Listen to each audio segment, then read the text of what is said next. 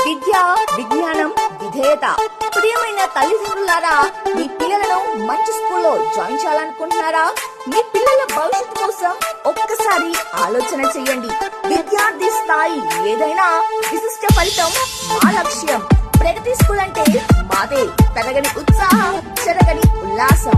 కంటికి కనురెప్ప ఎంత అవసరమో విద్యార్థికి చదువు కూడా అంతే అవసరం.